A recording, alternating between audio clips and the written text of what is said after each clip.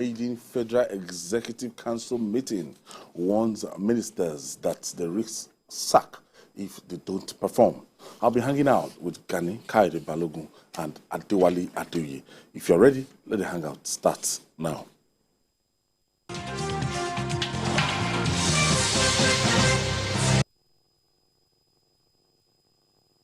Thank you for staying with us. Let's begin with the controversies surrounding some newly inaugurated ministers.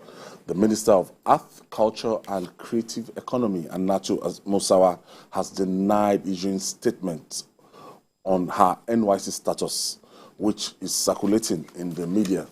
In a statement signed by the Deputy Director of Press, Federal Ministry of Information and National Orientation, the minister said she has not released any official statement regarding the matter. Gentlemen, what is the bone of contention? DKB, let me start with you. Well, the bone of contention, to use very colorful word that you used, is that the woman is still serving a nation. And he's now serving in two capacities, which is against, if not the law, at least the spirit of the law. Which says that you can only hold one position at the same time. And those are people who say that you can't compare serving your country as a youth corps member to serving as a minister. But it's very clear that something is wrong somewhere. And unless and until this is cleared conclusively, all this gerrymandering will simply add more fuel to the fire. Because what we expect to happen was simply that for the minister to come clean, and then let's have a resolution as quickly as possible. Because the more we drag this matter and look for wheres and wherefores, the more we continue to create the impression that we are not a very serious country when it comes to background checks and obeying the law. Sometimes it beats me that, look, why is it difficult for, some simple rules to be followed and everything? This reminds me of a very wonderful Minister of Finance, Kemi Adeosun. As brilliant as that woman was, and we had to lose her because of this saga. And I can't stand it again when we are going to, lose another minister, or if we are on the verge of losing another minister because of NYSC. What's this hula baloo about NYSC? Well, I think in terms of qualification, she's qualified to be the Minister of the Federal Republic of Nigeria, as stated in Section 147, subsection 6. All you just need to have is a school certificate, And I'm still wondering whether that section should even subsist today, but that's what we have today, as of today. Because the section says to be a member of the House of Reps, the same requirement you need to be a Minister of the Federal Republic. In her own case, she was deployed to Abakaliki, in Ebonyi State, and served there for some few months, and later redeployed to Kaduna State. And then eventually, there was a mix-up, about what actually happened, whether she completed her youth service or not. And I think some few months ago, she has been fighting this battle, trying to get clarification from NYSC. Even at the time she approached the former Minister of Sports, Sunday Dare, for his intervention. But nothing happened. She was not able to get the problem resolved. And then she started, she now took a decision to start doing the youth service again. And I think she has put in some years and some months. And if you add the number of months she has put in, about 8 months, compared with the 5 months she had served between Kaduna and Ebonyi State, that should be about 30 months, which is more than the statutory 12 months required by law. But the issue is that she cannot lay her hands to a copy of NYSC certificate, which I think is very unfortunate for her. But in this country, a lot of things get mixed up. Sometimes you are also criminalized by your country. This is certain circumstances beyond your control. But I think my worry is that you have a minister who was nominated, screened by the DSS, and they're also screened by the Senate.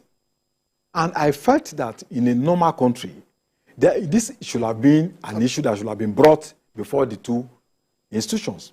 Don't forget that she was nominated as a commissioner for PENCOM by Buhari, by President Buhari, former President Buhari. And it was this same issue, it was on this basis that she was dropped. So I keep on wondering, does it mean that we don't keep records? Because if you have these records, once her name was, she was listed, the DSS or the, Senate should have done something to say, oh, look, there is a doubt here. And in journalism, like we say, if there is doubt, you leave out. So we'll have been able to avoid this controversy. Because we now find a situation where she's a minister at the same time serving as a youth corper. Does it mean she will attend perform the duties as a corper, at the same time also perform her duties as a minister? So that's where at the same time as a minister. So there is a moral, in this issue. Okay. Some years back too, I was also posted to that state, Ebonyi State, Abakaliki, and I redeployed back to Lagos. Yeah. You are redeployed. In your process of redeployment, there's once a week that you do CDA. Where is Madam Anatu going to do her CDA? Yeah. Or where has she been doing her CDA? Yeah. Yeah. And as a minister, will she continue to go to that place to do her CDA? Conflicting interests, conflicting scenario we have. Yeah, I think we bend over backwards to accommodate certain classes when they do the wrong thing. If she was not a minister and just a youth corps member who just got employed to a bank, I'm sure she would have been sacked by now. This was not to be a minister or at that level. Maybe just a classroom teacher. It was discovered that records are irregular. She would have been given the sack letter as we speak. But in Nigeria, we all know that there are people whose main job is to redirect and divert from the core matter. But the core matter is what Wale has just stated.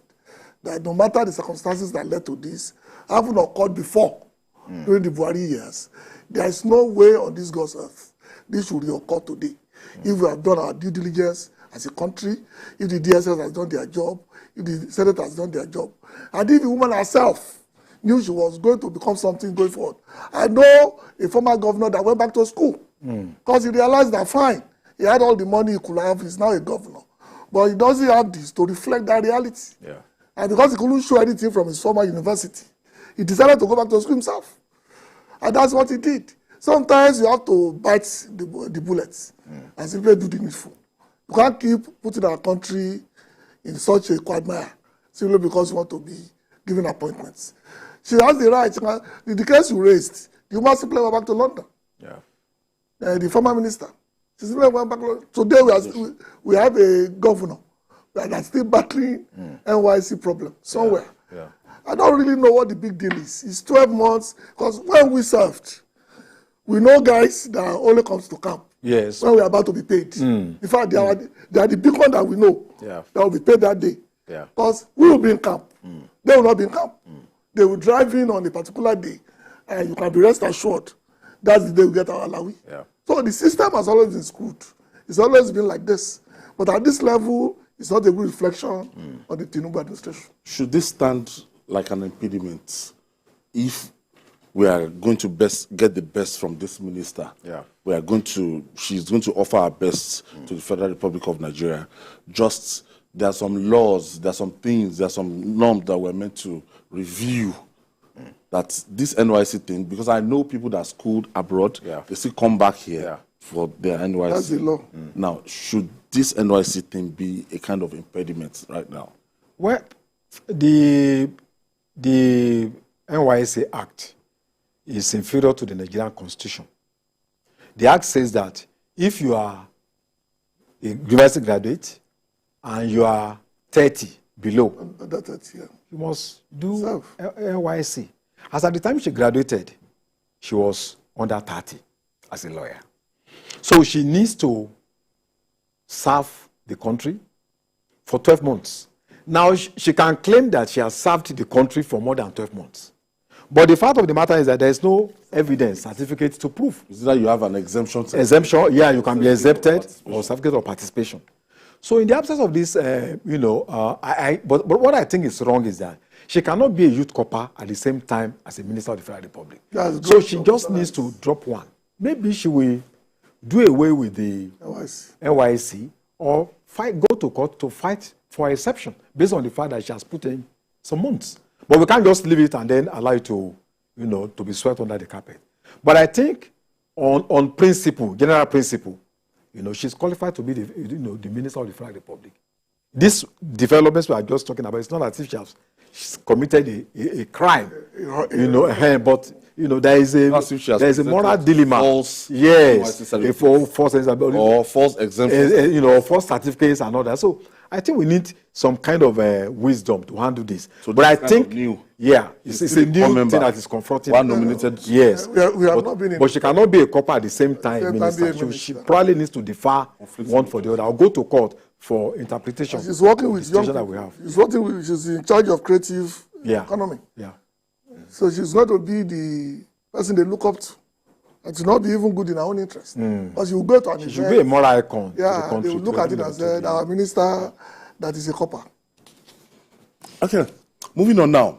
The feud between the governor of Edo State, Godwin Obaseki, and his deputy, Philip Shuaibu, took a new twist when the Department of State Services, DSS, denied Shuaibu access to the governor at a church service to mark the 32nd anniversary of the creation of the state in Benin.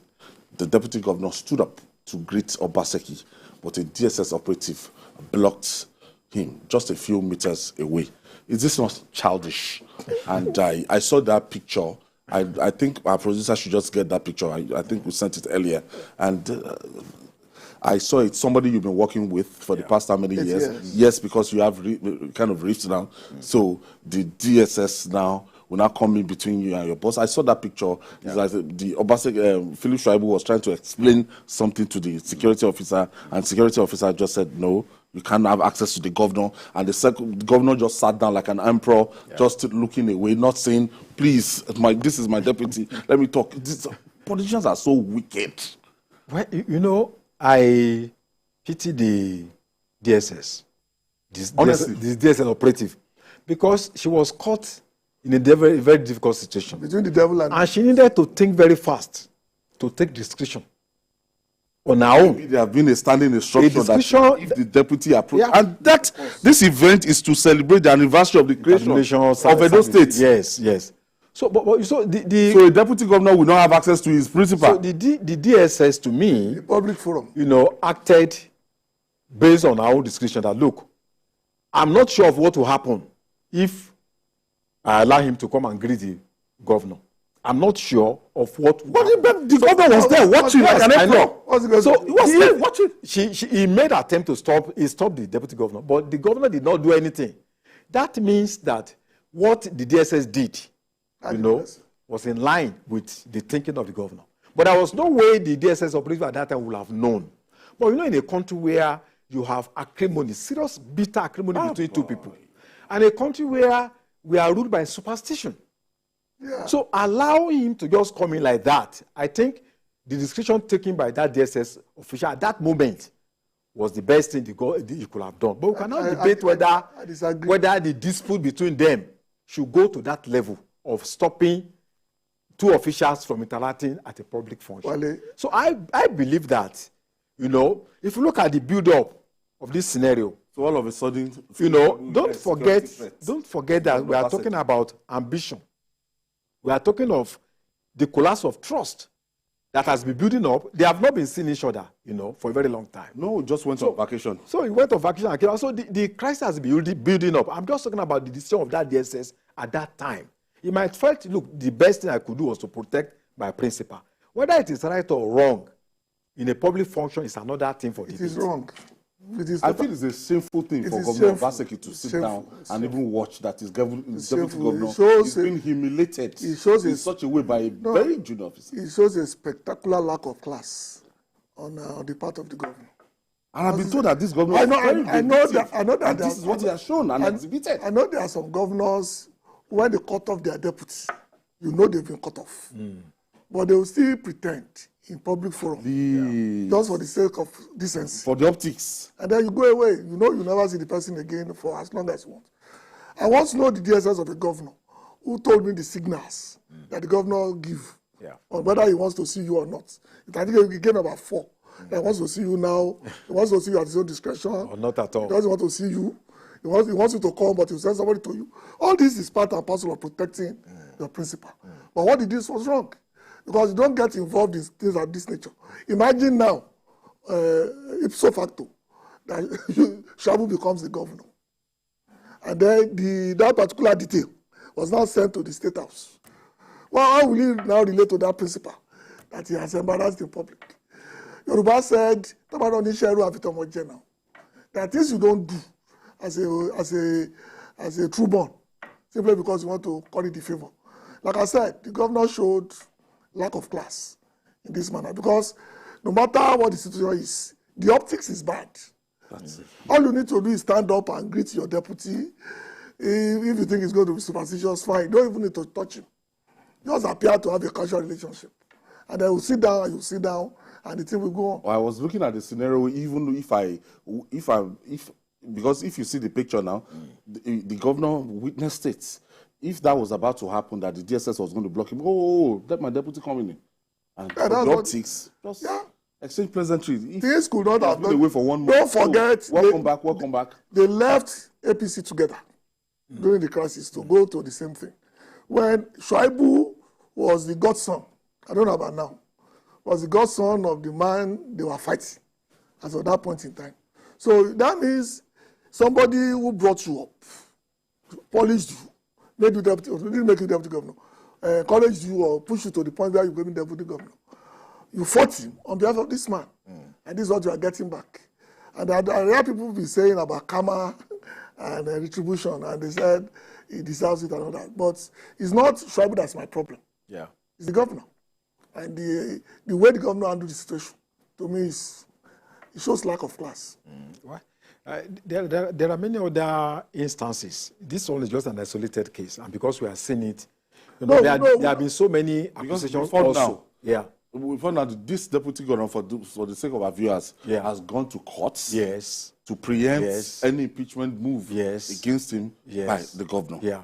Before now, we're told that there are meeting with APC leaders, even in Abuja, holding nocturnal meetings with them. Yes. Yeah. And then attempt by the deputy governor to have even access to the governor. Yeah.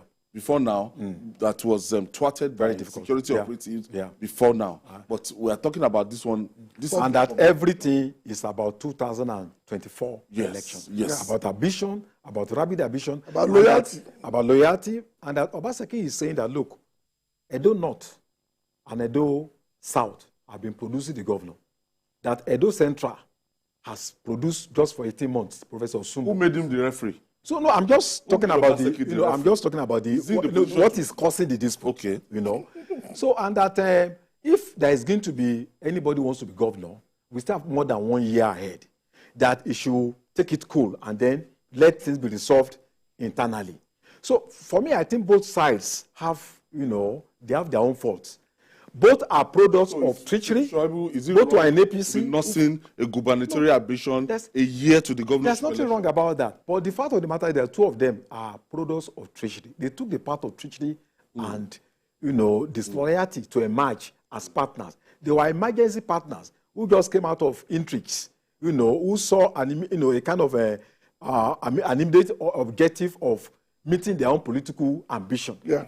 So they are products of, conspiracy, the two of them. So what is happening to them is not unexpected. But I don't know what platform Shuaibu really wants to use. Because people are saying APC, they can't come back to APC. The PDP, you have an hegemon there, the governor who has taken control of all the structure. So in a way, you can say that it serves both of them right. Because you cannot be a product of, what you have done to your masters before. And then you expect that the same thing will not happen to you. Now, when you want to look at it and the bigger picture now, 4 years ago, we had that scenario that Obaseki ran.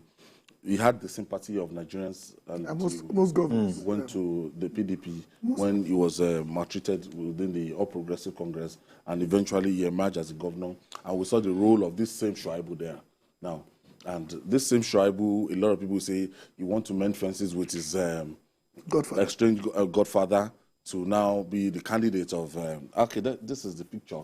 and you can see the deputy governor trying to explain, and the security saying that, "Oh, guy, you can't go anywhere." And the governor himself, Obaseki, sat down and he was looking, he was watching the function that is meant for those states, and it's so.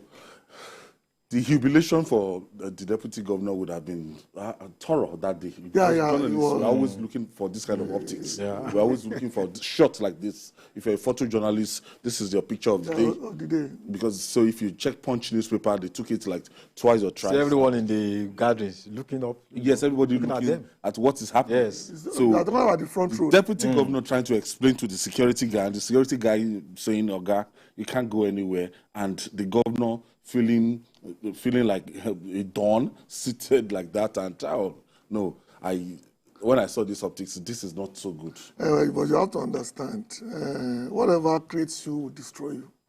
Yeah. You cannot build a house on sand and expect it to stand. Sand will shift. Yeah. And this is what they call shifting sand. The governor has become an emperor in word and in deed. And decided to, based on the question you asked him earlier, well, the emergence of Obaseki himself was against the interest of Edo Central. Because what they wanted was that if ruled for only 8 months, they should give it that. They were now counting from Ogbemudia days. Yeah. The number of time Edo South has ruled. But the Edo Southern people, who consider themselves to be the majority of the states, were doing their own version of Emilokon. Yeah. At that point in time, that they want the governorship to come back to Benin or Benin-speaking areas of the states. So when governors speak like this, you know they are just couching their self-interest in what you call your own interest. Yeah. Just like it happened in Ogun State. Yeah. When somebody was taking the pain of Ogun West and tried to use it to install his own man and allow the thing to go ipsy-topsy. But I think what this will teach everybody is very clear. No matter what you do, you must know down the line, co-conspirators don't last. Because if you get together to destroy a king, the new king will not trust you. Yeah. That's it. I think I don't even have sympathy for. I don't have sympathy for anyone of Shuaibu again. Shuaibu, now the thing has gone full circle. Yeah. The godfather of APC in Edo now, that Senator Adams Oshomole is saying that, look, APC is not an IDKB camp. It's not. It's not a dumping ground. It's not taking lepers. That you can't say. He said they are not taking that like an orphan in PDP now. You want to come to. He said they are not taking. And when he said that, I think that automatically put paid to the inordinate ambition of Philip Shuaibu. Philip Shuaibu is like here. He's not there. Yeah, it's like having a fox and an hyena in a box. They are going to eliminate themselves. Yeah. And I think there are people waiting to feast on this. It's an advantage for the APC to build a structure. And I think none of them could be trusted if I happen to be. Because if you support any one of them again, the same person will betray the party that. In fact, Obaseki has drawn a line in the sand because he knows deep in his heart that should Shuaibu emerge, the FCC is coming. Yeah, but mine is the office of the deputy governor. Well, if you go throughout history, even in America where we copied it from, a lot of deputy governors or deputy presidents, as the case may be, don't like it. They consider it an insult. In fact, I think it was William Taft, I'm not sure, I'll check it, who said that their fate worse than death and to be a vice president. Yeah. Because all he does is read papers and then look for obituaries. So a lot of people who became vice presidents or deputy governors don't like talking about it because it's a very humiliating circumstances. You are just a spare tire. Yeah. Even the DSS man has more power than you when it comes to power of that state. So, but I don't think it can be scrapped because you know what situation that is. But once you take the job, it goes to the territory. And if you want to be the next governor, you need to know how to manage the contending interests. Because if you look at Shuaibu, he has a very impressive career. Since 2023. He was president of NAMS. He was in the House of Assembly in Edo State for 8 years. Yes, he was. In fact, in the House of Rep, he defeated his opponent 42,000 votes. But you must know how to manage. And it's just 53 years. So, age is still on his side. But if you don't manage your sources very well, you may just end up, in the trash bin. All right. We'll take this breather. When we come back, we'll talk more. It's still Journalist Hangout. We'll be right back after this time out. Please don't go away.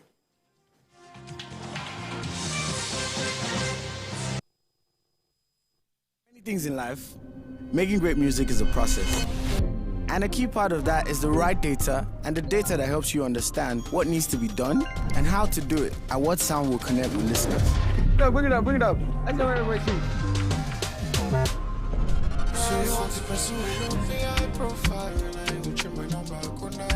Whatever aspect of life you're into, enjoy the journey.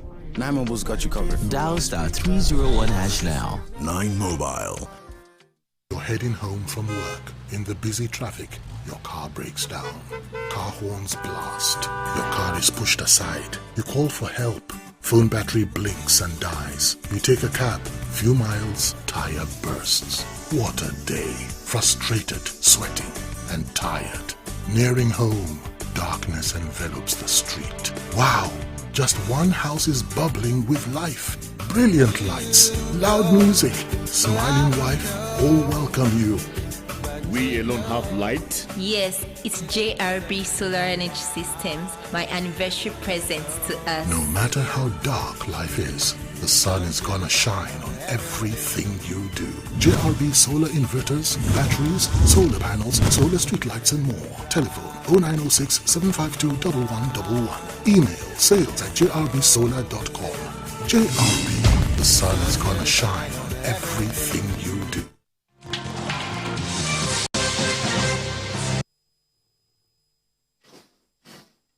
Thank you for staying with us. This is Journalist Hangout. We are reaching you from our headquarters here in Lagos, Nigeria, and I still have Ganika Balogun and Adewale Adeye in the studio.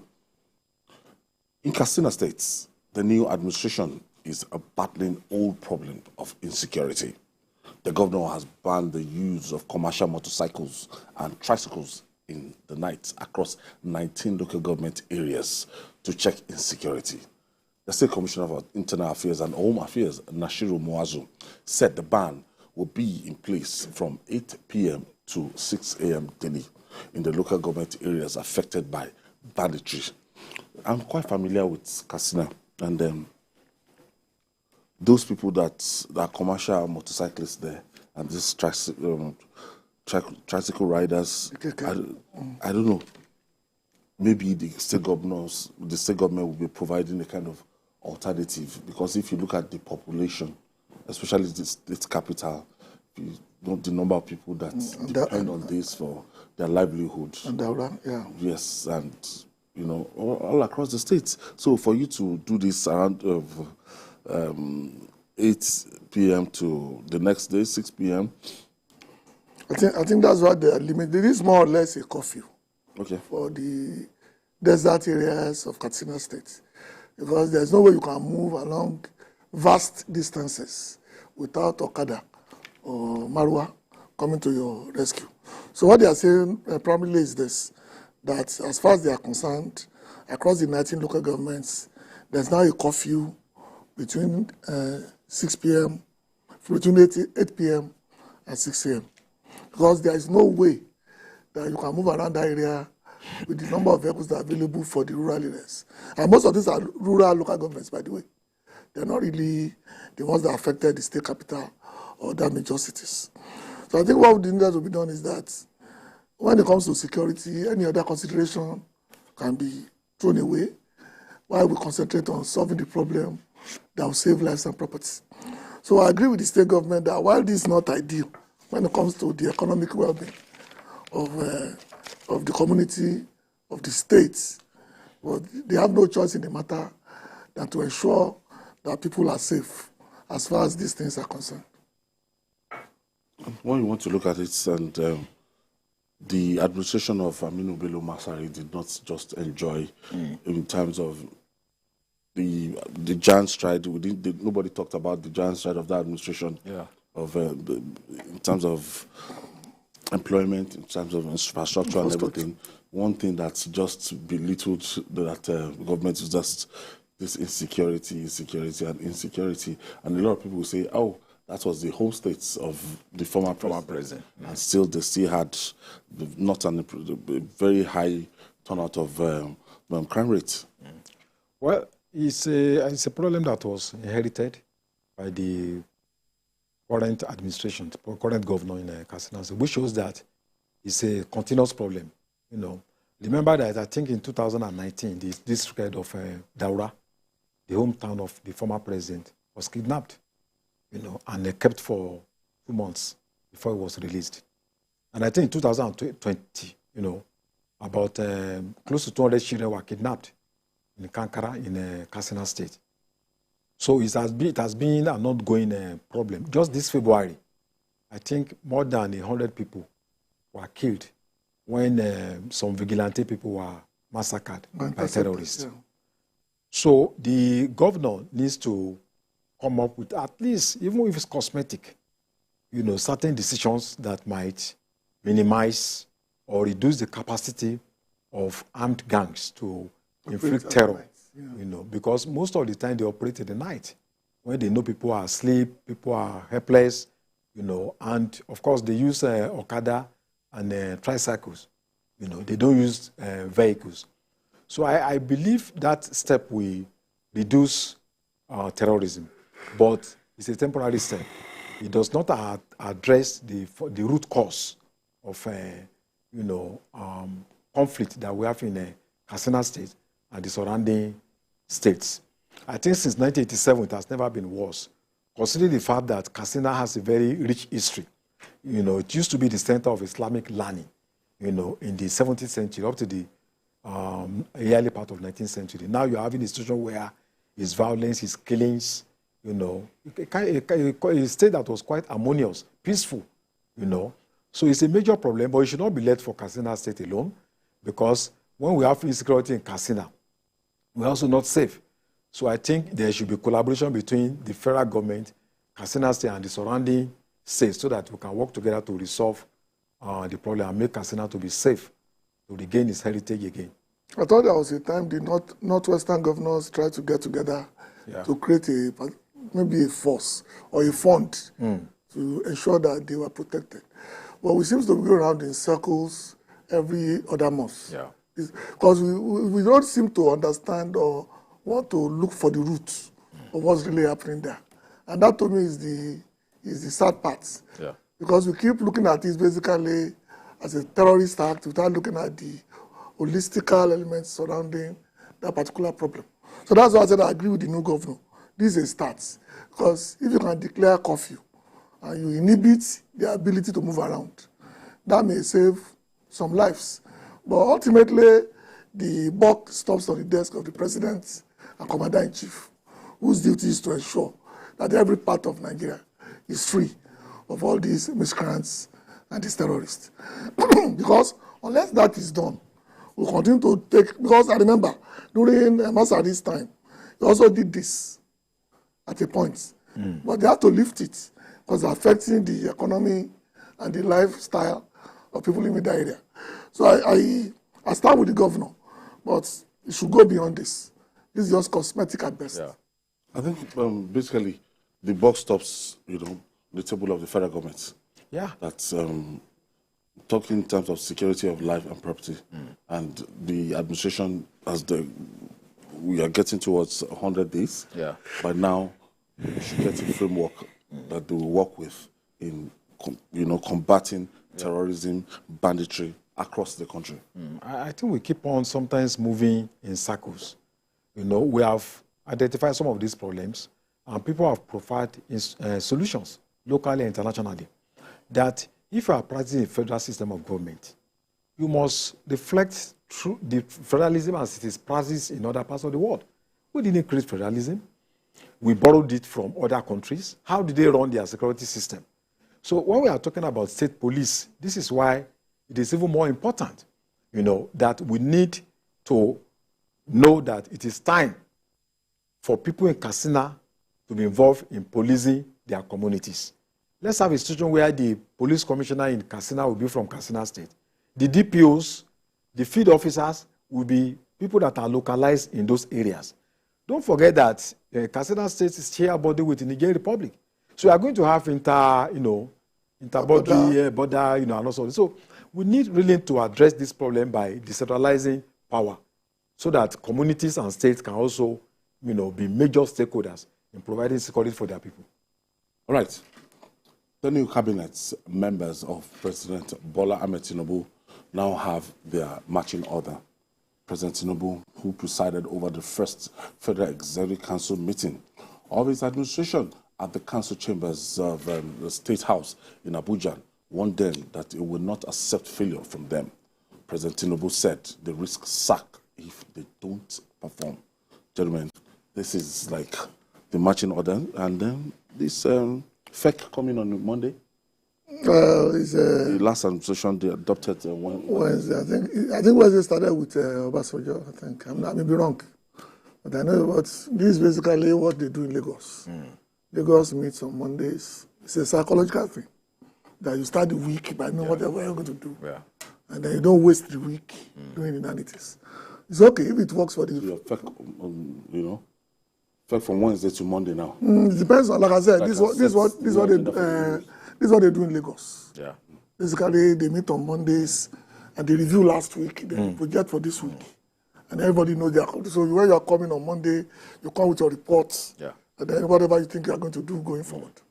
Which makes sense because Wednesdays, because like I said, it works for people differently, depending on whether you want to be a hands-on president or you want to be a memo president. It's a matter of style. Obviously, this president wants to use Monday as a launching pad. Which is okay, if it works. Ultimately, it's the results that we get that is important. But I think what's going to happen now, like the president said, is that this government came on board effectively June. Yeah. And we are now just hitting the first week of September.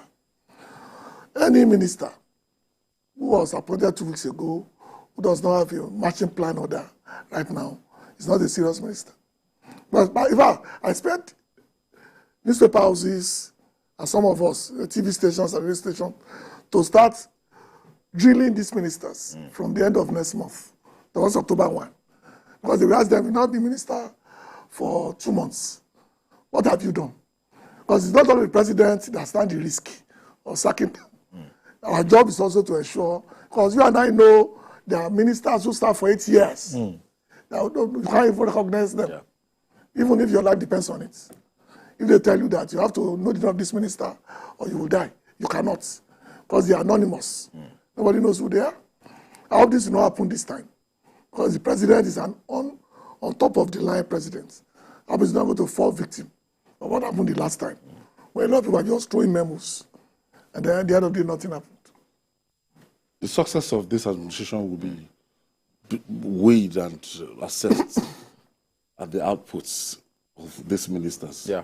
So they will be playing a pivotal role to the overall success of the Tinubu administration. Yeah. So if we have all-round success from all ministries and everything, it will go the assessment and perception of the public about this administration. Anywhere you're doing well. And the last administration, now people talked about infrastructure. Yeah. So Tunde Fashola was in charge of transport and works and housing and everything.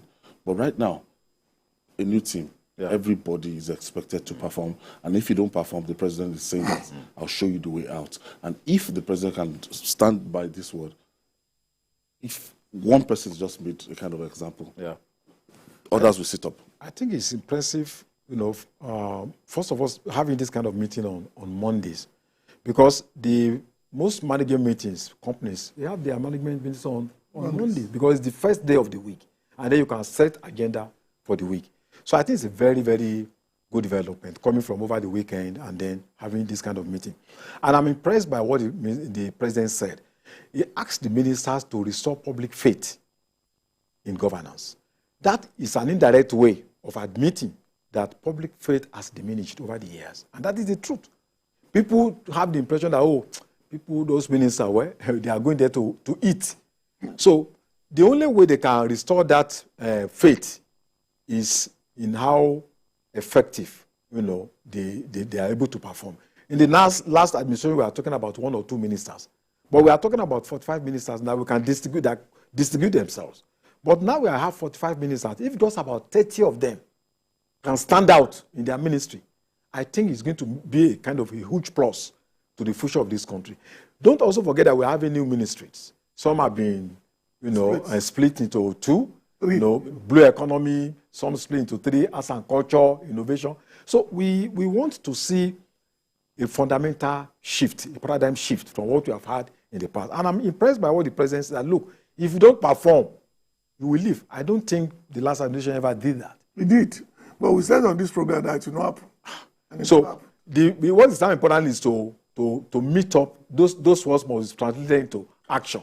We want to see a situation where the ministers will report every week, at least to the president. Let us people know what they are doing. And we should not leave it for the president alone. Civil society organizations, the media, we should be involved in effective monitoring. Communities, whether they are performing or not. So at the end of the day, they are representing us, and we have the right to demand for their withdrawal if they are not meeting up to public expectation. And when you want to look at the assessments, a lot of Nigerians, they feel that there are some, basic parameters like, let's say, security now. For this government to go far to achieve anything economically, the economy. So we expect that the protection of lives and property will be taken seriously. We have a Minister of Defense. We have a Minister of Internal Affairs. We have ministers everywhere. Yeah. But the key areas, like you said, that the president, that there will be the people that will handle the perception. What people will think of this administration are those who control the economy and those who control security. Those two fundamentals are there. I'm not talking about the economy, I'm talking about people that are giving jobs in areas that we've not been able to solve. Like Bayo Adelabu in power. Yeah. Power is fundamental. Something must give. And then the Bosu chap in communications. So you can see that the president is a forward-looking president in such a way that, okay, let me give the young guns, or what they call the young thugs, an opportunity to put their money where their mouth is. Yeah. So you cannot, these people are young, they are fresh, and they are giving problems that are old to solve. Because we know Mr. Wale Edun is basically the leader of the brain box. And nobody's going to give him any flack if we don't see results in the next 1 year. And then the man in information must carry everybody along. Yeah. Because one thing I've seen in this particular administration is the lack of explanation of how bad things are going to be. A lot of people don't explain to us what we are going to expect. And that to me is fundamental. Because if I'm going to, the doctor will tell you that you have 10 years or 2 months to heal, and then things will get better. That means we are holding to that word. Yeah. Ministers should stop making vague promises. Give us things that we can outline and touch in 6 months, in 1 year. Like I said, power. Okay. GKB, we'll take this breather. When we come back, we'll talk more. We'll be right back after this time out.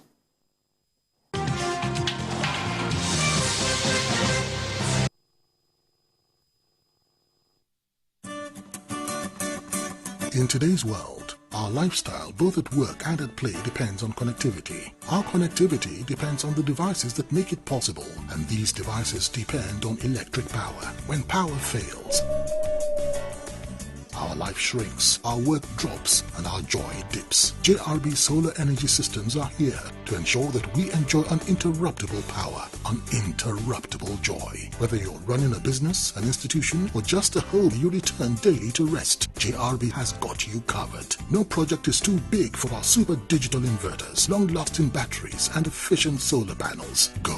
Dream on. Change your world. JRB solar inverters, batteries, solar panels, solar streetlights, and more. Telephone 0906 752 1111. Email sales@jrbsolar.com. With JRB, the sun's gonna shine on everything you do.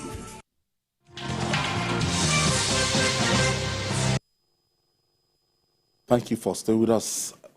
Wale, I think the perception, as you said, about this administration also matters.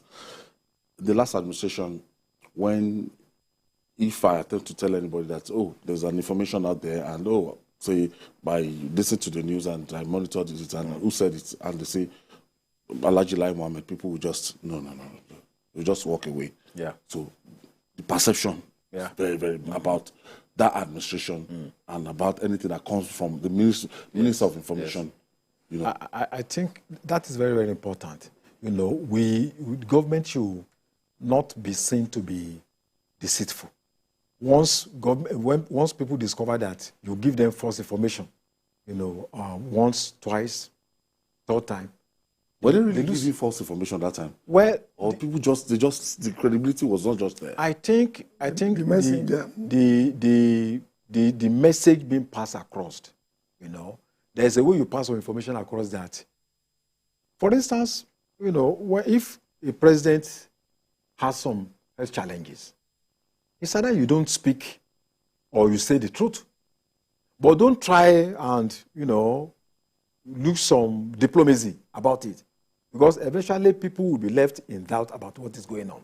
So I think government, if you know you don't have appropriate information, it's better you keep quiet. But once you are releasing information to the public, ensure that that information is correct. And also the important thing we should also not forget is that communication is not just about issuing press statements. Mm-hmm. It's about mass communication. Nigerians naturally are organized people along religious lines, along cultural lines, along professional lines. There are hundreds of thousands of organizations who have been in Nigeria for years. Some of them are over 50 years old. Look at NATA, for instance, Association of Mechanics, since 1950s. They don't call these people until when it's election time. But a good government, you must ensure there is constant interaction with them. NANS, Nigeria Labour Congress, don't think they are your perpetual enemies. ASU, if there are major policies to be implemented, whether ASU is on strike or not, you need to discuss with them. Policies on education, policies on labor. The NLC must be consulted. Women organizations, civil society organizations. There are a lot of people, farmers organizations. Like, for instance, you are talking about your agrarian policy. What role do you even have data on farmers in Nigeria? Did you have a data that you can say, okay, all farmers across the country, they are leaders and they are associations? So these are the important things that most of the time, our minister just issue press statement, put on WhatsApp, and they assume that, oh, we are talking to Nigerians. You need to organize their social and cultural formations that you must constantly engage in order to be able to, you know, get your messages across to the people. I think the problem is that people assume that once you've taken an editor and making a minister or a chief press secretary, you have solved all the problems. Yeah. But people forget that barely 10 years ago, we are still using soft texts, basically to pay for. Now everybody's on Snapchat. And the problem is that those who are trained to do this, the public relations experts, the perception management consultants, are never consulted when you are trying. Because no matter how good you are as a writer, or how better you are as a news hound, when it comes to perception management, it's not your strong suit. Yeah. And once you're a commissioner that has to sit down and tell to his face that you are lecturing people, your job is not to lecture. Your job is to, only what's the difference? And I shook my head. Because he thought he was lecturing and no, that's not your job. Look at Jerry Ghana. He was a very effective minister, not because he was the best, but because he was engaging. A lot of our ministers don't engage us anymore. Yeah. They just assume that once you put some people together in a room, talk to them for 2 hours, then you are done. No. That's why I like what the president is doing. He's accepting up front by himself that if I do good, praise me. If I don't do so good, tell me so I can do better. That means he knows he's not perfect. We don't want people who are doing information, I don't even want to call it information anymore, perception management. Yeah. This is what they do anyway. To learn how the skills required to do that. Because a lot of time, they talk down on people as if we are stupid. Yeah. Simply because you've been appointed does not make you better than anybody else. There are people out there who explain government policy far better than you ever could in a million years. So I think what they need to do, I don't know how they're going to do it. They have a very solid team as far as media is concerned. But I don't think they are so strong when it comes to PR and perception management. Now, talking in terms of government reaching out to people, the impression, the representation and everything, it will go a long way in winning the confidence of people. Sure. And we don't, for a long time, I think President Muhammadu Buhari, he just had that media chat, he just had like 2 or 3. Yeah. I can't remember the number of times he spoke with, came out to speak with Nigeria. I think we are going to see improvements in this presidency, as in communicating with Nigerians on the regular basis. Yeah, and of course the Minister of Information is an old hand, you know, who is also experienced, you know. And I believe that they will go above the threshold of the past and open up new frontiers to communicate to Nigerians. Look at the crisis between ECOWAS and Niger, the people that went there to talk, are they government officials? Did we send a foreign minister? These are civil organizations that went to Niger, the Ulamas, the organizations, civil organizations that went there, and they are making a lot of impact. So governance is not just about government officials. There are a lot of social formations that are registered or organized in this country. That if we engage them, you'll be talking to millions of Nigerians without necessarily talking to the radio or newspapers. How many people read newspapers anyway? How many people are on the internet? But people naturally go to every community. You see age grade, you see farmers union, fishers unions. So we must have a register of these organizations and have a channel of communicating with them. And I think that will make a lot of difference. And when you want to look at it, working together and when there's this synergy between everybody, not people coming out with conflicting tunes. And at the end of the day, if a ministry is not performing or a minister is not performing, you'll be shown the way out. Yeah, I agree. Nigeria is in such a precarious state that we cannot afford to carry freeloaders when it comes to issue of policy implementation. Those days are gone. There's no more free lunch. If you are not bringing something to the table, you should not be in government. That's always my belief. Because I believe that unless you're adding value at a level that will make a difference, then you are not adding anything. It's not going to a meeting in Agbada or looking fresh or wearing T-shirts or going to stadiums to basically to show popularity that will solve the problem. Problem is that how will it affect me? That's why I want people working for this government to start working on transferring the attention from themselves to the local governments, to the state governments, because that's the people nearest to the people. The people they don't understand. They blame everything on the federal government. I have nothing against that, because they get majority of the money. But how many people are truly aware of who their local government chairman is? I live at Ojokoro. I know my local government chairman. But most people cannot say that with certainty, that they do know who runs their local governments. Like I told you, during the winter when we were in the US, the mayor of Indiana knew every house where people are that they have to take out to put in a home. They have a list of all people, everybody. So nobody died in their own homes because they could not afford it. The local government took care of it. It was a city council. It's not even a local government. It was not a borough. We have to go back to basics, that very element of using our local government as a launch pad for whatever we are doing. At the end of the day, I want to know the names of ministers. I don't want to see ministers that are not performing. In that last administration, somebody told me that, do I know that one person called Bimisola Saraki was part of that administration? Another person told me, Niyi Adebayo, your former governor, was part of that administration. Of no impact because I didn't hear about them. They were anonymous. I only hear about them when in federal cabinet. People should make their impact felt by the people.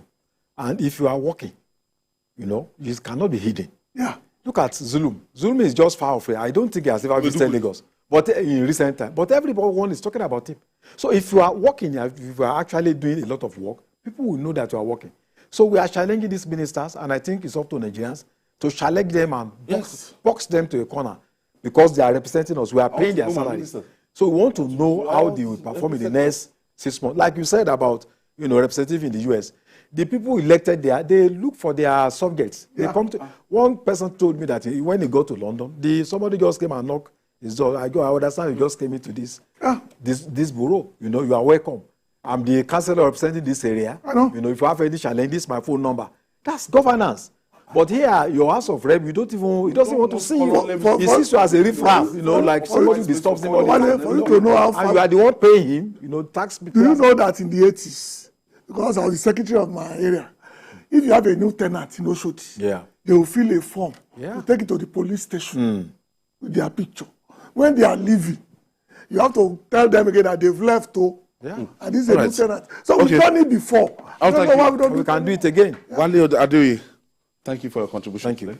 And Osiari Onokakanfo, thank you. Always a pleasure. GKB, thank you for your contribution today. And that's our offering today. Join us tomorrow for another episode of the program. You can watch the repeat broadcast tonight at 11 p.m. Join us this Sunday from 1:30 to 3:30 for journalist hangout on Sunday. We're on YouTube, youtube.com/TVC News Nigeria. I'm Ayodele Uzubako. See you tomorrow.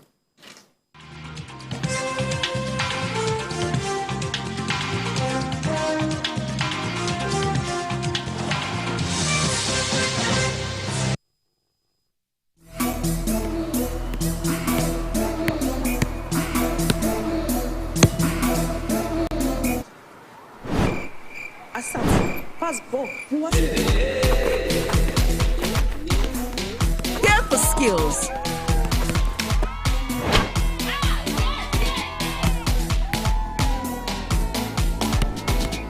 Here for choice.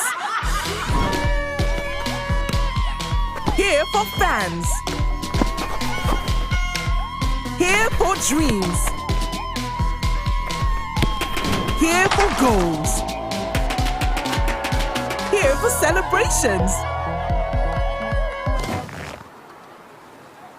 Whether she's playing or watching the beautiful game, we're here for her. Here for all 64 matches of the FIFA Women's World Cup 2023. Live on Supersport. Get and stay connected. The following is a paid presentation by ShopX TV. Are you worried about the safety and security of your home at night? Do you wish to know when intruders come close to your home? Or do you want to protect what matters to your family from anywhere at any time? What if there was a convenient, affordable way to keep surveillance in your home without having to worry about wires, installations, or heavy light bills? Introducing the incredible Sidebulb HD Cam, the robotic 360-degree two-way torque camera with action tracking technology. Sidebulb is the ultimate solution for discreet and powerful surveillance. It's so easy to install, and the app lets you rotate and view the video from your Sidebulb in real time from any smartphone. You can drop in from anywhere and check in with our two-way talk technology. Talk and listen at the same time. Hello, Mommy. Hey, sweetie. I'll be home soon, okay? Sidebulb's advanced tracking technology locks onto motion and tracks in real time. Set the siren alarm to go up when motion is detected and keep intruders away. Check in on your home while you're away. Make sure the kids got home safely. Interact with visitors at your doorway or surprise a trespasser. Surveillance in a light bulb. I was amazed at the 360-degree rotation. It gives me a full view of my house and I can check in on my kids. The footage is clear and the night vision is so impressive. The best part, I can add multiple sidebulbs for a complete home surveillance. I really like my Sidebulb. It's so easy to use. I just downloaded the app, I put it on my phone, and I add it up and run in about 3 minutes. Traditional surveillance systems are bulky, expensive, and difficult to install. But with Sidebulb HD Cam's innovative design, installation is as fast as changing a light bulb, and it's made for indoor and outdoor surveillance. The Sidebulb HD Cam is now available in Nigeria, exclusively from ShopX TV. You could be paying up to 200,000 naira for an indoor and outdoor security system that doesn't fully secure your home. But call the number on your screen now and get the Sidebulb HD Cam for just 45,000 naira and get peace of mind. And that's not all. If you call now, we'll give you an extra Sidebulb at no extra cost. That means you buy one and get one free for 45,000 naira. But wait, there's more. If you order now, you get the Sidebulb HD Cam delivered to you for free wherever you are in Nigeria.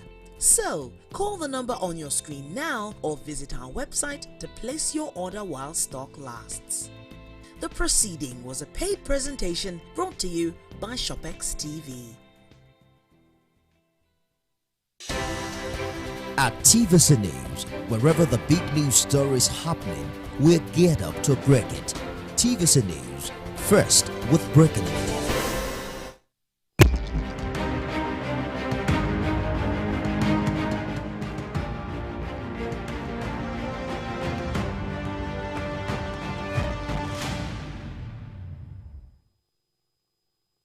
Hello everyone, it's now day 91 of President Bola Tinubu's administration and we're monitoring closely developments 9 days to his first 100 days in office. Thanks for joining us on the program. I am Nifemi Oguntoye. The inaugural meeting of the Federal Executive Council was held today and it's happened exactly 1 week after the 45 ministers were sworn in. The meeting, which was presided over by President Bola Tinubu at the council chamber, had in attendance the Vice President, the Secretary to the Government of the Federation, and also the newly sworn-in ministers. President Tinubu, in his opening address, asked the ministers to prioritize the interests and welfare of the entire nation.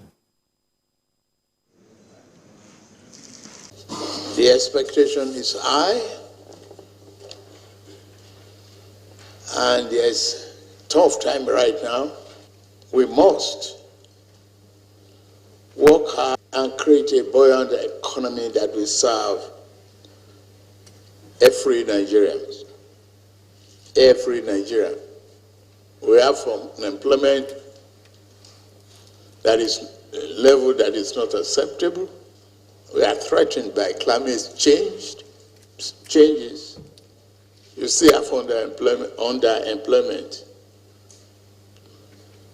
But to turn things around, you have been selected to perform your utmost best. The policy agenda will be set to reform the economy to deliver sustainable and inclusive growth, strengthen national security for peace and prosperity. Without security, there can be no investment. We must unlock the energy and natural resources of this country. We must start to produce for ourselves, dig ourselves out of the hole. Focus on education, healthcare, make social investment that is essential for the development of our people. Our priority areas are defined in our economic programs. Every area is a priority, and you belong in the driver's position to realize and make that priority a fulfilling promise.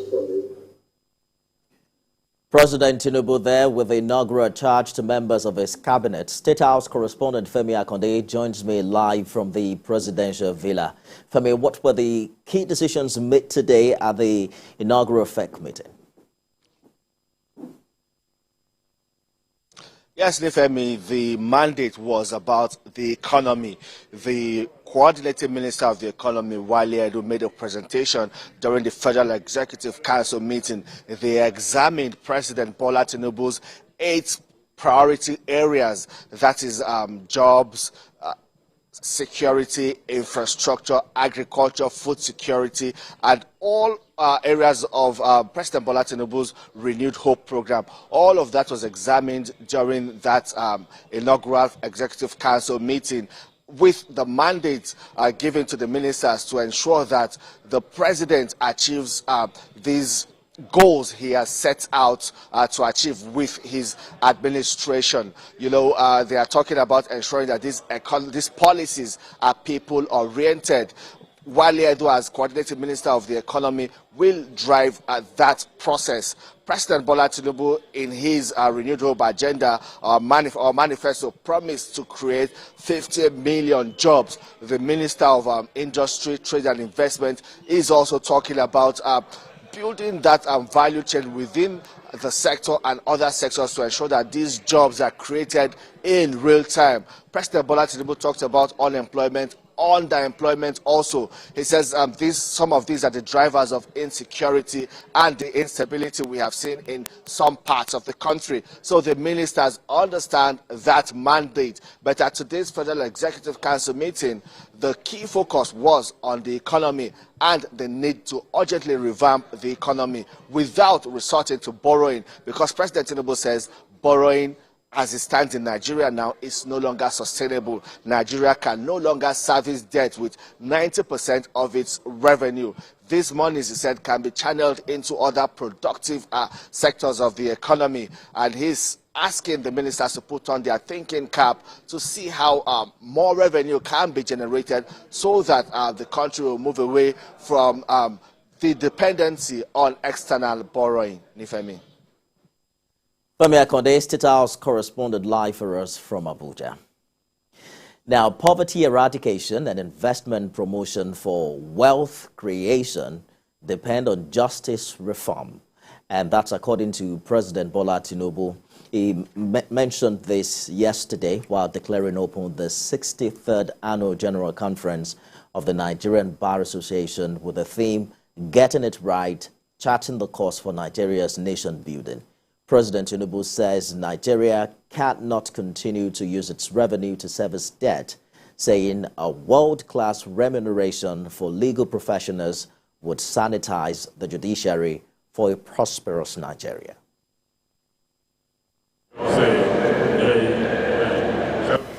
It is the 63rd Nigerian Bar Association Annual General Conference with over 17,000 participants. This conference is the single largest gathering of legal professionals in the world, and its theme is Getting It Right, Chanting a New Course for Nigeria's Nation Building. Lawyers at this conference are expected to have discussions around 3 strategic areas: economy, security, and administration of justice. Declaring the conference open, President Bola Tinubu noted that one of the ways he intends to get it right in Nigeria is surrounding himself with great minds like that of the Attorney General of the Federation.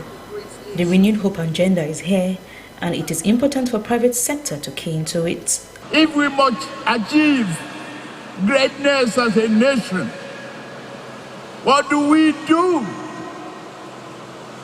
except take bold decisions? It could be painful at the beginning.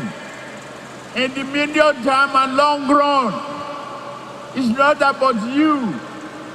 It's not about me. It's about the generation yet unborn.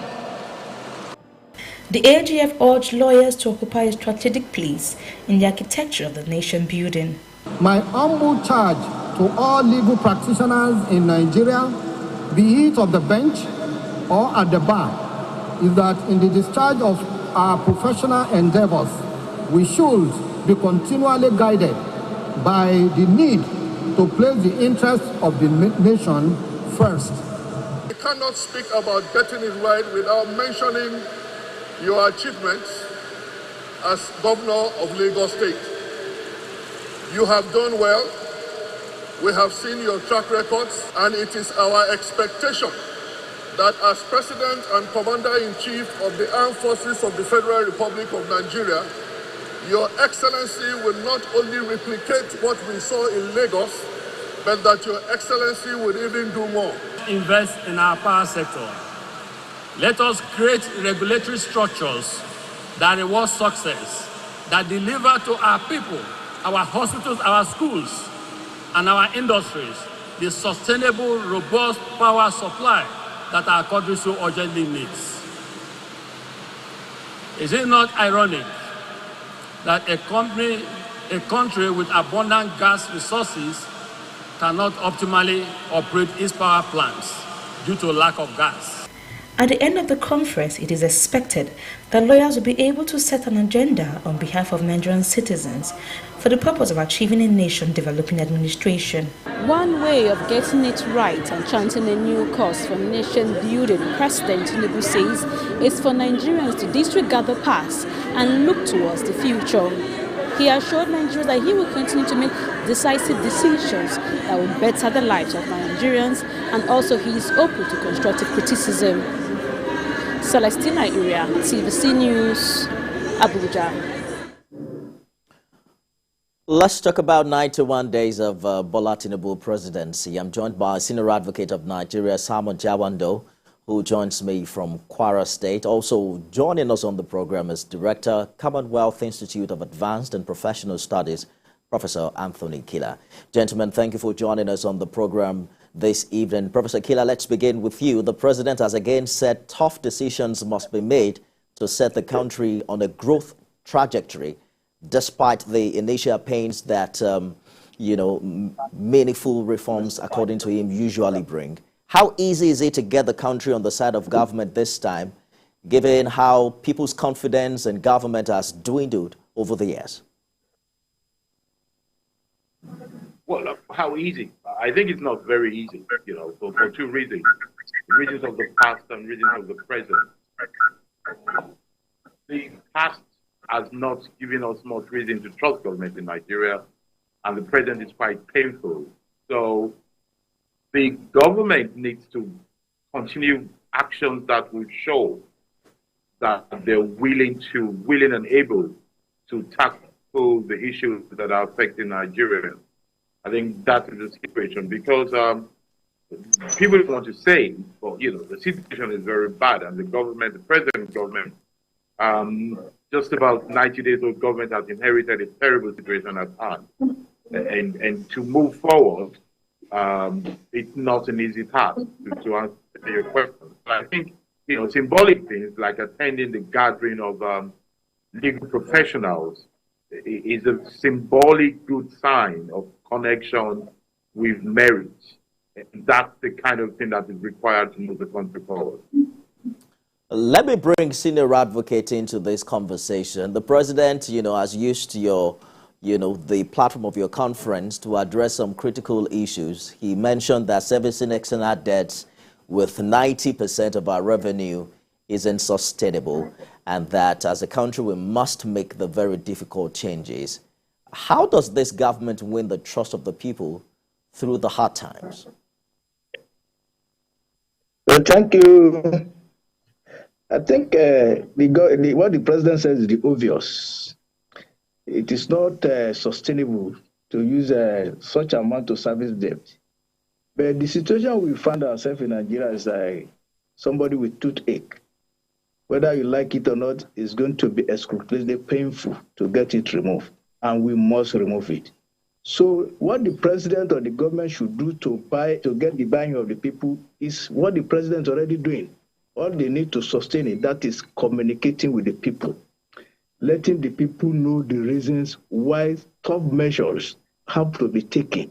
These are issues, these are measures that ought to have been taken more than 20 years back.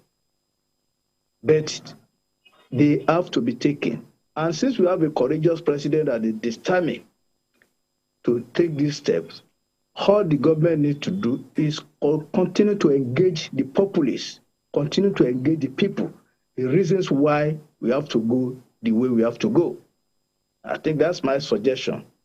Communicating with the people, Prof. The president was quoted to have said, we cannot have the country we desire without the reforms we have initiated. It's painful at the beginning, in the short and medium term, but we must do what we have to do to take this nation to its great destiny. There are people who would say, for instance, take the removal of full subsidy and the harsh impact, the harsh economic impact on the people. There are, components of the population who have questioned whether government is doing enough in this regard. What are your thoughts? Well, I think it's always good to talk to people, to then know, to let people who have elected you, for whom you work, know what you're doing and why you're doing it. That's a good start. But, it's also good to show the plan, to say that the reason why we're doing X is that so we can get Y. I also think it is good to show that the pain will have concrete sacrifice. So, for example, if we are hurting because of removal of fuel subsidy, I would have advocated that all the savings from fuel subsidy goes towards refinery. No palliative of any sort. Purely for refinery. So that we know that the money we're taking from spending on importing, we're planning to use that money to build. And people will know that this is why we're hurting today, so that in X amount of months, we shall see the fruit of that labor. You know, that would be my kind of approach. The other thing, though, is that people need to see initiatives going on. Now with the cabinet in place, you know, if you have a group of over 45 people dealing with 45 different issues, we need to see each one of them coming up with policies and actions, above all actions, that will show that, yes, hope is on the horizon. The president's position is to give, you know, sort of aspirational and philosophical speeches to give an overview. We then expect the soldiers to turn this vision into action. Actions that are measurable. You know, that is what we're going to look at. It is interesting to note that the president is mentioning, rightly so, I must say, issues of security and unemployment, you know, which is what we've been talking about for over 7 years, 8 years to now. It shows those problems are still there, and perhaps just as people say it is time to remove subsidy and understand the pain, it is also time to start resolving the problem, since this problem are 20 years old and above. I think to gain trust and to do good governance is to deal with the issues people are facing and get solutions to such issues. Senior Advocate, let's talk about the judiciary for a bit. President Tinubu yesterday renewed his commitment to fixing the issue of remuneration, particularly for judicial officers and legal practitioners. According to him, he's saying that true justice reform must begin with world-class salaries and benefits for legal professionals in Nigeria. How important is this to our criminal justice system? Well, I think what the president has said is the way to go. That our judges and justices are poorly remunerated in this country is an understatement. And to start with, if you say you don't want somebody to get involved in any form of corrupt practices, then such a person must be adequately remunerated.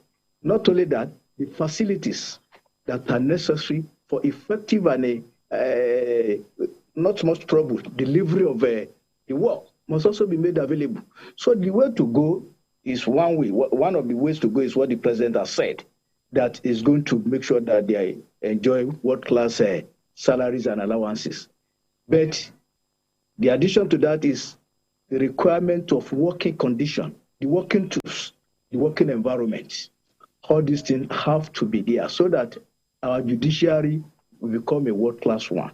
So we will encourage the president to do that and then go further to also provide the enabling environment in terms of infrastructure and even human resource. That is the supporting staff of the judiciary. Indeed. And training and retraining of both judicial officers and the supporting staff. Prof, I know this is not your turf, but do you agree that better pay for our judges will result in a better justice system? Well, I think it's a good move. I think the president is right that we must get world-class judiciary. But hey, there are three angles to world-class judiciary. The president has mentioned two. The president has mentioned one. The Attorney General, Jawando, has added the second one. So we've talked about remunerating people well. We're adding the second part, which is a system that works, infrastructures, aids that make the system work. The third one is responsibility. You know, you have to pay people well, but you also have to show them what will happen if they err. You see, it is very important that when people are trained, when they have infrastructure, and they're well remunerated, we must also talk about what will happen to them if they commit crime. Because you cannot be charged with dispensing justice and you violate justice. There should be, in my view, let us pay judges well, let us respect lawyers. But then, if a judge should commit a crime, he should get 5 times more the penalty of the normal citizen. Because he sits to administer law, so he should not be breaking the law. And I think that's an important thing. And I think let us say this. It is a good thing to talk about remuneration of justice, of the judiciary, of everybody. When you say this, if you listen to those who follow economics, not just the law, the reaction in the country is that, well, everybody wants more money. I think the political leadership, starting from the president, should also help us to see that the sacrifice, not just remuneration, is equal. Because at the moment, we cannot pay everybody more because there is no money. There's a problem in this country. We talk about pay, but we don't talk a lot about sacrifice and responsibility. Sacrifice will start from what we're giving the political class. I think of the legislature, the amount we're spending to run the political government, and then we should talk about responsibility of those who are charged to administer power, including remunerating and giving them system that works. That is how you get a world-class system. All right. So, senior advocates, the interesting thing is what we have seen play out in the past years, a situation where government have disobeyed, court orders. And unfortunately, that has also continued in this administration. The suspended EFCC chairman, has been in custody for over 2 months. You saw what played out in court with the suspended CBN governor. What can this Attorney General do differently? Well, thank you. I think, like the Attorney General said when he was being screened at the National Assembly and at the opening ceremony of the NBA conference yesterday, we cannot run away from observing and obeying the rule of law. We cannot run away from that. So what this Attorney General we expect him to do, which I know he will do differently, is to ensure that government complies with court order. This Attorney General is not a politician.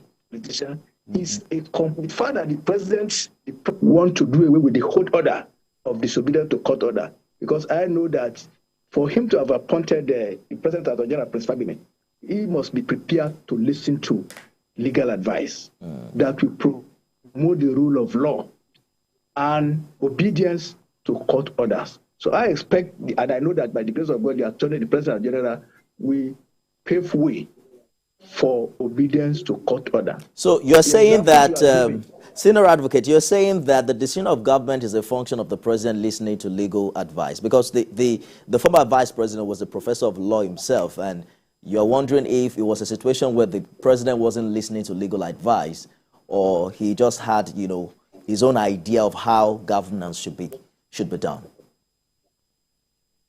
You see, the president has said it all, and that has always been my position as the former Attorney General, that you can only be as powerful as your appointers want you to be. But the office of Attorney General is a very peculiar and special office that requires courage, integrity, and knowledge of law to tell your boss to obey the rule of law and comply with court orders. Shouldn't we have a system where it's practically impossible for anyone in power not to obey our laws? I mean, it's a system where the law is more important than the leaders. No, you see, it's a sign of the fact that our democracy is just growing. The laws should be more important than the leader. In fact, the leader is a product of the law. So the law should be more important than the leader. But it's just that our democracy is just developing. Yeah. And don't forget our long years of experience, military experience. So some of these things are carried over from the military regimes. So as we go along, especially the more we have real thoroughbred practitioners becoming attorney generals, then we are going to experience more compliance, more due regard for rule of law. I hear you, senior advocate. Prof, if you can do it in less than a minute, let me allow you to weigh in on this very quickly. Well, I think less than a minute. I do not buy the idea that because the democracy is new, we are growing gradually. You grow in phantom leaps. The people who are there are reading books. They're not reading books of the military infantry. I think we just need vision to truly believe that what we need is law and order and institution. And we must make it clear, at some point, we should make it clear that any government that disobeys law or government court order will face certain consequences. I, for example, advocate that if a state should disobey the order of a court, the Attorney General, like my dear friend Jawando, should be arrested because his governor is not obeying the law. He should be held personally. We should make something very clear, knowing that people are prone to abusing the law. So before they get to abuse it, we should put things in place. I'm sure Stan wants to say something. Now that I've called for his arrest. Director, Commonwealth Institute of Advanced and Professional Studies, Professor Anthony Kila. Thank you for joining us on the program. Senior Advocate of Nigeria, Simon Jawando. Gentlemen, it's good to see you on the program. That's our show today. Thank you for being a part of it. You can watch a repeat broadcast at midnight and at 6 a.m. tomorrow. I am Nifemi Ogutoye.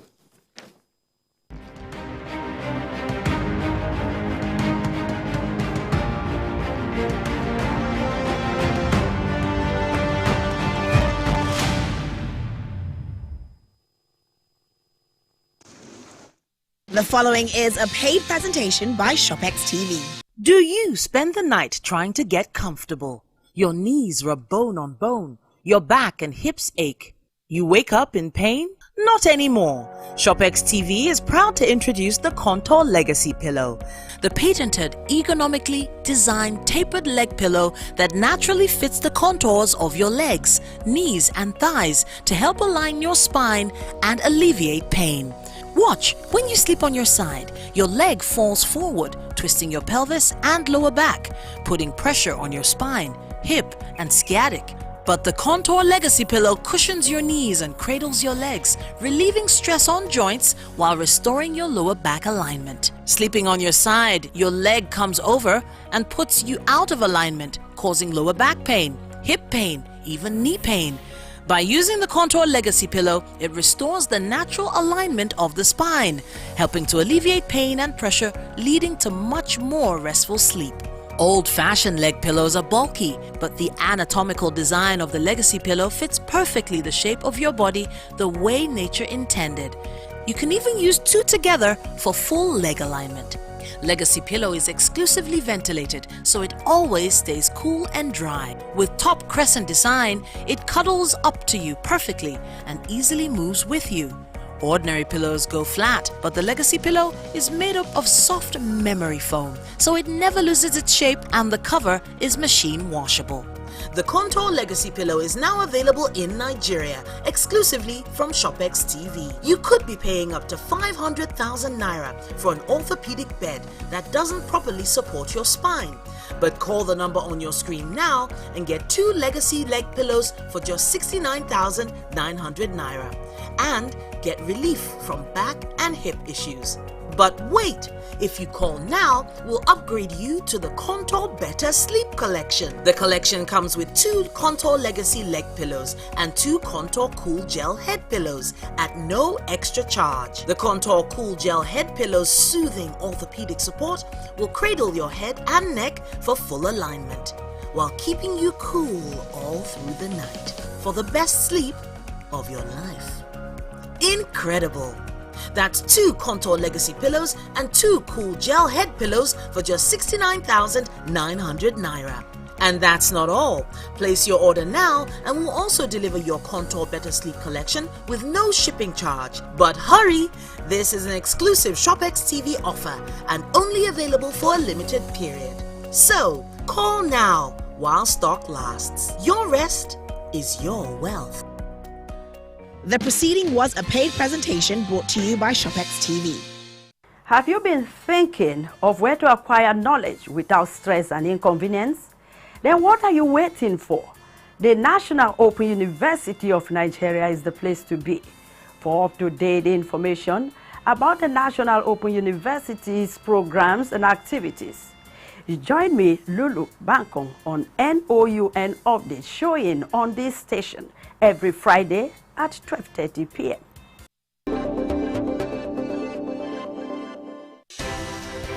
At TVC News, wherever the big news story is happening, we're geared up to break it.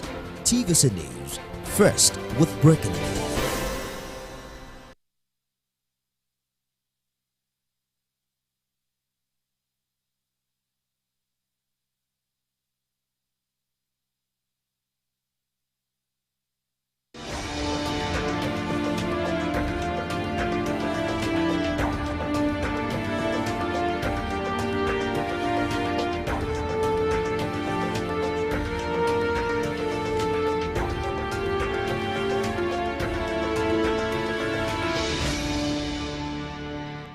NAFDAC and Your Health is back as usual to bring you updates on the activities of NAFDAC, the agency that is responsible for safeguarding the health of the nation, and also educates you on how to sustain your well-being by ensuring that you buy only wholesome food products, drugs, cosmetics, and medical equipment. My name is Amanda Ugo. Our journey on today's edition of NAFDAC and Your Health begins with the great strides of the DG of NAFDAC, Professor Mojisola Adeyeye, at ensuring that only wholesome foods are made available to the public, and how the agency works in partnership with food manufacturers and other stakeholders to achieve this. And on the second segment, our focus will be on how NAFDAC under Professor Mojisola Adeyeye's leadership has strengthened the Nigerian pharmaceutical industry and reduced importation of drugs. The mandate of NAFDAC, which is to regulate food, drugs, and other products, is one that places a huge task on the shoulders of the management of the agency, and particularly the Director General. As it is very well known, food sustains life, and drugs help to keep the body in optimum functional state. Therefore, Professor Mojisola Adeyeye, since taking over the mantle of leadership at the agency, has been working assiduously to ensure that in terms of making efficacious drugs and wholesome food products available for the Nigerian people, the impact of NAFDAC is greatly felt. It is extremely important for me as the Director General to drive efforts to ensure that the foods that we eat are safe. Why? Because I'm part of the consumer and I'm part of the population. Anything that I cannot eat, I will not allow such to get into the market. In terms of ripening of fruit with carbide, or even trying to soften meat with paracetamol, all those things just boggle my mind, you know. But when you look at the human mind, there is nothing a human mind cannot do unless it is checked, it's legislated, and controlled. For ripening of fruit, we have been going around the country trying to sensitize, first the health journalists and the communities about the fact that we have to be very careful in terms of what we buy. If a fruit is too ripened for its good, then you have to be very careful. For example, if you ripen plantain with carbide, you will see unusual yellow color. You will not see what is the nature brings out when a fruit is being ripened rather, meaning some black marks and whatnot. We just have to be careful. But in terms of regulatory, we are very much at alert to go to the market. Sometimes we get intelligence, and we have gotten some intelligence and made sure that such stalls are shut down. But most importantly is to actually educate our own people that are selling, because they may not know. And if after doing the sensitization like we are doing now, then the enforcement, heightens. So for ripening of fruit or cooking with paracetamol, we just have to keep sensitizing our people. Certain acts are basically done either for the purpose of ease, due to lack of ignorance or the negative impacts, or perhaps for the purpose of maximizing profits, thereby exposing people to great danger and terminal diseases. This is part of the acts the NAFDAC DG is trying to eradicate to further save public health. Drug kills, chemicals can kill. When you ripen, when you add paracetamol or anything to soften meat, you must make sure that you are not using drugs to soften meat. There are meat tenderizers that are in the market, and research has been done on them. But even that, you don't put half a bottle of it instead of just a teaspoon or whatever. But why do you even need meat tenderizers as chemicals to tenderize your food? If you can cook it, you should cook it longer. Because once you get used to taking chemicals in, day out, they build in the body. And once they start building in the body, they may be damaging the tissues. They may cause kidney failure, cause liver problems. So we should desist from using chemicals. Salt is a chemical. Salt should be used in moderation. In moderation. You don't add salt, too much salt to your food. Salt intake, if it is not controlled, can develop into high blood pressure and cardiovascular diseases. Another food-related issue that has been worrisome to NAFDAC is the sale of unpackaged cereals and bulk sales of the food product. Selling bulk cereal in the market, like you are selling gari, I have never seen that growing up. You know, I was shocked to see that we now do that. And that is part of what we have to do. Approval of bulk food selling or registration of such, we're going to stem it down. But there's many of them that do not get approvals from us. We're going to raid as such. But before we do that, we have to sensitize them so that nobody has excuse when we come around to raid markets. Exposure of cereal to the elements is very bad. They can easily absorb moisture. They can easily be destroyed. Dust can settle on them. And knowing that a lot of our children take cereal, it is one food that we cannot afford to handle carelessly. NAFDAC has, however, consistently engaged manufacturers and distributors of packaged food products to fashion out modalities that will help eradicate the proliferation of markets with unwholesome food products. One of such stakeholders' engagements took place again on the 14th of August 2023. To effectively achieve our mandate, there is need for periodic engagement like we are having now, continuous communication like we do have, and consultation with key stakeholders, with our partners on the path to safeguarding the health of the nation. We are all familiar with the slogans, food safety is a shared responsibility. Food safety is everyone's business. We do lead it out in all our operations and make conscious efforts to ensure that the foods we produce do indeed meet the regulatory requirements and standards. I want to thank, first of all, NAFDAC for this meeting. I've always said it, NAFDAC is like my second home, always dear to our heart, and they always are very prompt and proactive. I mean, this stakeholder meeting is at the expense of NAFDAC, showing that they are concerned. And that is why today, a lot of my members are out here to participate in it. And so we want to thank DGMA, as well as your directors here present, and even those not here, in the always being, on the forefront in ensuring safeguarding of the health of the nation. And so we appreciate you. So on behalf of AFBT, I want to say we're happy to be part of this meeting. And it gives us pleasure to be here to tell you how we feel and our minds. You'll be hearing from most of my members directly. There are issues where necessary, and we'll be happy to get resolutions, and we're looking forward to all that. Thank you very much. Thank you.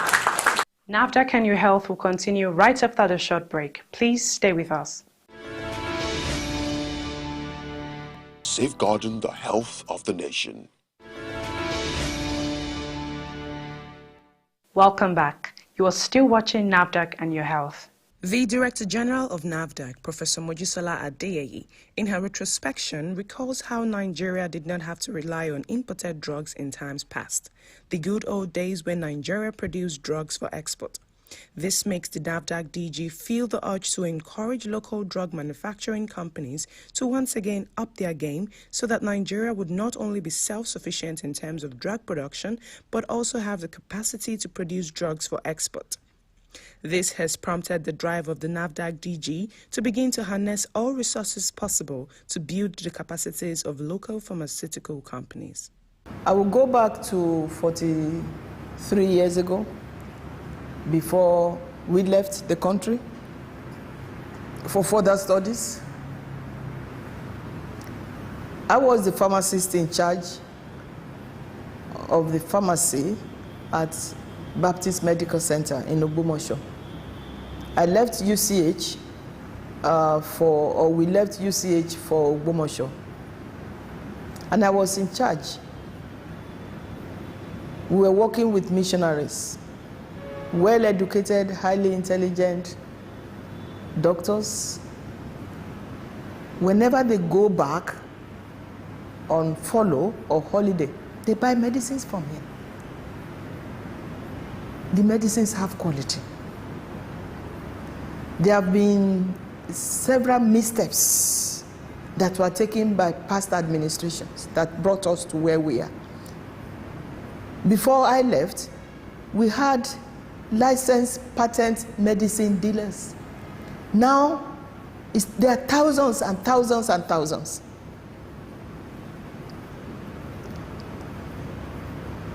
When I came back, I was shocked that things have degenerated. And I decided that we have to go back, bring back our past glory. The manufacturer, average manufacturer in Nigeria is a patriot. Why? Because they struggle to do local manufacturing. They struggle to do local manufacturing. From importation of drugs, importation of the non-active pharmaceutical components, importation of the packaging, importation of the capsules,